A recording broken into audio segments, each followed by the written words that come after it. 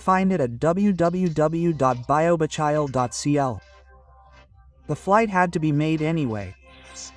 A mutiny that occurred within the Chilean Air Force ended with aviators being arrested. This is a report by our investigative unit of journalist Nicolas Parra. This is what it says.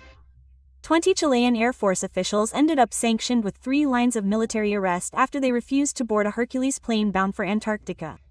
What is the reason? They reported, they did so in writing, the poor conditions on one of the Air Force's C-130 aircraft, the same type of aircraft that was involved in the Drake Passage tragedy in 2019, where 38 people lost their lives in an accident aboard an institutional flight.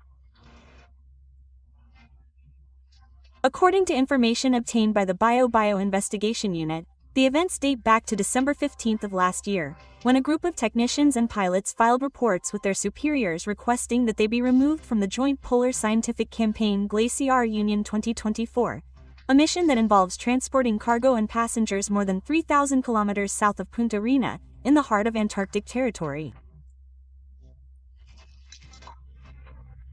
According to official documents obtained by our investigation department, the uniformed officers claimed that the C-130 aircraft, registration number 995, supposedly chosen by the institution for the deployment, had discrepancies in its fuel indicators.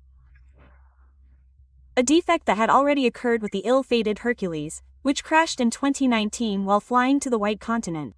As a result, several of them refused to board that plane. One of the main risks of operating in these conditions is a possible imbalance in the fuel tanks due to the impossibility of reliably monitoring the amount of fuel in the main tanks. This was stated in his report by one of the pilots who had been assigned to that mission. A sustained operation from Punta Arenas to Glaciar Union presents a latent risk, this person complained. The same arguments are repeated in the 20 reports that the same aviators presented. In short, they all warned that a failure of these characteristics put the entire crew of the aircraft at risk. The tragedy of 2019 was still looming. Without going any further, one of the officials said that he did not want to board the plane due to the fear present in the memory of the crashed C-130,990. And these are officials who were colleagues and friends of those who died in the Drake Passage. The flight does not meet minimum operational safety standards, wrote a second pilot assigned to this mission. The cause of the failure is uncertain, which could lead to greater problems in the event of new variables that may occur during the development of the mission, which could compromise the safety of the operation to a greater extent than anticipated, he added. Both officials testified that despite the failures, the order was that the mission had to be completed in any case. The instruction was to carry out the flight anyway, wrote, for example, a flight captain officer. Well, as revealed in a previous report by our investigation department, the plane that crashed in 2019 in the Drake Passage had fuel fluctuations in 2 tanks. At that time, according to the statements published by this media outlet, Bias Here and Bio, the institution's response was the same. I already reported it, but why do these guys want to fly anyway? One of the Hercules technicians said this via WhatsApp to one of his colleagues shortly before he died in that tragedy. And pay attention to this, because according to a sergeant from that institution, the failure became evident shortly before the mission during a logistics flight. There was a discrepancy in the 4 fuel quantity indicators of the main tanks, he said, and for that reason he was ordered to make the logistics flight to Magallanes with the indicators of the main tanks inoperative. Due to its years of operation, its cables were also in very bad condition. It had problems since it arrived from the United States in 2014 to 2016.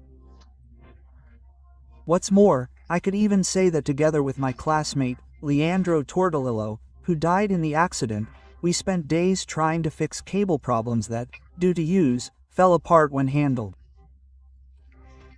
The officer testified to the prosecutor's office that they were completely corroded after the plane crashed. Well, there are several more details that you can review from this report on our digital platform biovachile.cl. The flight had to be made. In any case, a mutiny in the Air Force ended with airmen being arrested for refusing to fly in an aircraft that was not in optimal conditions, according to their criteria. Sure, obviously, decisions were made within the institution because they did not fly. Note that the other day, with members of the Ministry of Defense of this administration, but of the previous minister, they recalled that many times the Air Force does not want to fly. However, the Carabineros do, and they do so with established operational safety, as does the Navy, with security. So, something is happening within the Chilean Air Force. I remember, for example, that during the presidency, there were always problems because the FATCH told them that they could not fly, and it was basically due to air safety issues, but the Navy and Carabineros would come and make them. That was never explained. What was the difference between an Air Force helicopter versus a Navy Carabineros helicopter that did fly? That's why President Piñera usually flew with the Carabineros, or even President Bast also flew with the Navy. They offered security. There were never any incidents. Something happened.